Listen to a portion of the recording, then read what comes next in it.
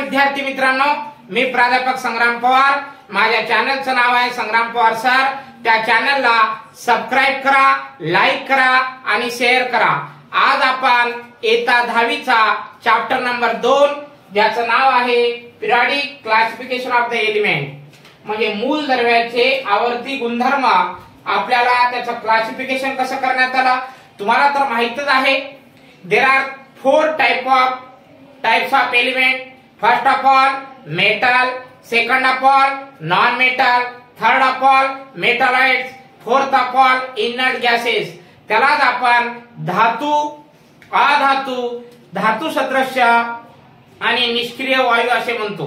त्याचप्रमाणे periodic classification of the elements मधला पहिला पॉइंट आहे न्यूलँड्स लॉज ऑफ ऍक्टोज.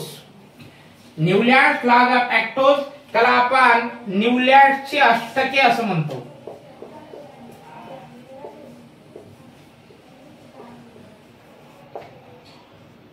न्यूलँड्सची काय म्हणतो? अष्टके. Statement when the elements are arranged in increasing order. When the elements are arranged in increasing order of their atomic masses, the properties of every 8 element are similar to the first. न्यूलँडने मूल द्रव्याच्या चढत्या क्रमाने मांडणी केली असता त्याला असे आढळून आले न्यूलँडने मूल द्रव्याच्या चढत्या क्रमाने मांडणी केली, पण कोणाची केली? त्याच्या अणुवस्तुमानकाप्रमाणे केली. तेव्हा त्याला असे लक्षात आले प्रत्येक 8व्या मूलद्रव्याचे गुणधर्म हे कशासारखे होते? पहिल्यासारखे. फॉर एक्झाम्पल मध्ये आहे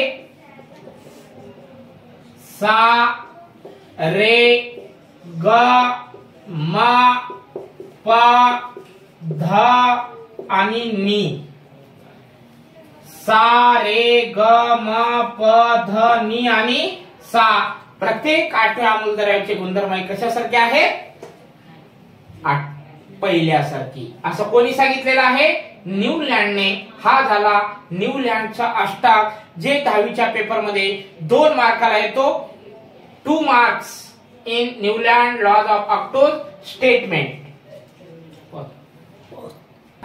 हा नेक्स्ट पॉइंट डोबेराना ट्रेड. त्यालाच आपण डोबेरानाची त्रिके म्हणतो.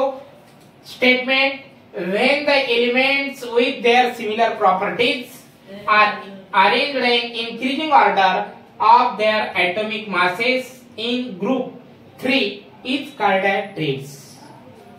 This is known as trades.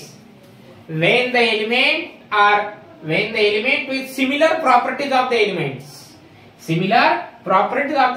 in increasing order of their atomic masses in 3 group, this is known as trades. In the trades approximately mean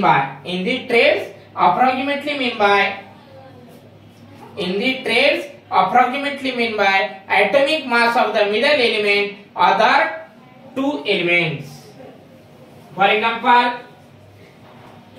lithium, sodium, potassium. Lithium, sodium, potassium. Lithium plus potassium upon 2. Lithium का atomic mass number किती आहे? 6.9. Potassium 39.1. 45 plus 1 2 46/2. 2 to the 4 2 3 the 6. Potassium चा atomic mass number आहे 23. म्हणजे every 8 element डोबेरायनरने मूल द्रव्याच्या गुणधर्माप्रमाणे त्याच्या अणुवस्तुमानकाप्रमाणे चढत्या क्रमाने मांडणी केली असता त्याला असे आढळले की मधल्या मूलद्रव्याचे अणुवस्तुमानक हे इतर 2 मूलद्रव्याच्या अणुवस्तुमानकाच्या काय होते? सरासरी इतके होते. 10वीला अत्यंत महत्वाचा क्वेश्चन आहे. Most important question. किती मार्काला येते? 2 मार्काला. Next point Mendeleev periodic law. मेंडेलिव्हच्या आवर्तीचा नियम. Statement the physical and chemical properties of the elements are periodic function of their atomic masses. मूल द्रव्याचे भौतिक आणि रासायनिक गुणधर्म हे त्याच्या आवर्तीच्या त्याच्या गुणधर्माच्या कशाच्या आधारे राहते? अणु वस्तुमानांक. हे कशात? फक्त सोपी हिंट लक्षात ठेवायची. याच्यामध्ये एक हिंट आहे. मॉडर्न पिरियडिक टेबल आला तर काय होणार? Chemical and physical properties of the element of Mendeleev periodic law. मेंडेलिव्हच्या आवर्तीचा नियम.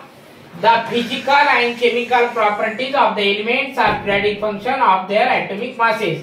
मूल द्रव्याचे भौतिक आणि रासायनिक गुणधर्म हे त्याच्या अणु वस्तुमानांकाचे आवर्तीफल असतात. हा 2 मार्कासाठी नाहीतर 1 मार्कासाठी येणारा अत्यंत महत्वाचा 10वीच्या बोर्ड परीक्षेतला क्वेश्चन आहे. Next point, modern periodic law. Modern periodic law म्हणजे आधुनिक आवर्तीचा नियम. The chemical and physical properties of the element. The chemical and physical properties of the element are periodic function of their. काय वापरायचं? फक्त atomic मासेसच्या ठिकाणी फक्त ॲटॉमिक नंबर वापरायचं. तर हे सोपी हिंट लक्षात ठेवा. मूल द्रव्याचे रासायनिक आणि भौतिक गुणधर्म हे त्याच्या अणु क्रमांकाचे काय असतात? आवर्तीफल असतात. आणि इकडे आहे अणु वस्तुमानांकाचे आवर्तीफल. एक सूचना आहे विद्यार्थी मित्रांनो, तुम्ही सर्वजण पाहत आहात, व्ह्यूअर्स खूप वाढत आहेत, पण सबस्क्राईब कोणी करत नाही. प्लीज माझी रिक्वेस्ट आहे सर्वांना की सबस्क्राईब करा, लाईक करा आणि शेअर करा. माझ्या चॅनलचं नाव आहे संग्राम पवार सर. Thank you friend.